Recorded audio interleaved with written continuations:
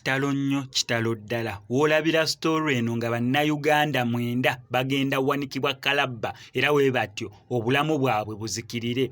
Nkoze story eno nga ninganga atakikkiriza mbu ndi mujjukola naye okusinza ku information gyenfuna nga ge mazima ag'enkomeredde. Kigambibwa mbu Saudi Arabia olunaku olwaleero n'olunaku olw'enkya bannayuganda 9 bagenda beera nga bateekebwa kalabba era we batyo obulamu bwabwe busobole okubeera nga buzikirira oluvannyuma lw'okubakwata ku misango egy'enjawulo.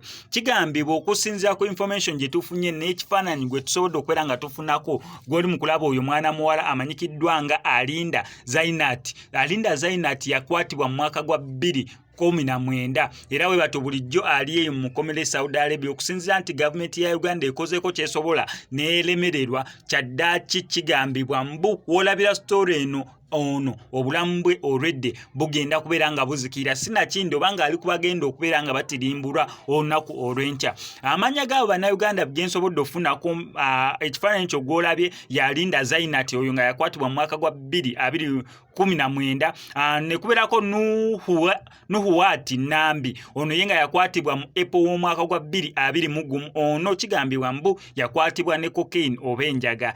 Kuliko Kasumba Juma naye yakwatibwa naye nga kigambibwa mbu yakwatibwa na njaga. Kuliko Kenneth Oruka naye yakwatibwa niranga y'omu kwabo omwenda abagenda okubeera nga bateekebwa kalabba era we bati batigumbulwe mu Saudi Arabia. Bannayuganda bangi abakwatiddwayo niranga listi y'abantu 9 nga kigambibwa mbu olunaku lwaleero bagenda kuttako 4 n'olunaku olw'enkya batteko 4. Nkoze story eno nga sikikkiriza mu ngikola naye okusinza ku information gyenfuna nga kigambibwa mbu ddala kituufu bagenda beera nga batirimbulwa okusinzira kw'egyo emisango ne gavumenti ya Uganda okulemerera okubeera abantu ng'ebajjayo oba banegotiatinga terms gye balina okubeera nga bayimbulwako. Kirabikanga emisango egy'abayinze era wegito endibakka muvi.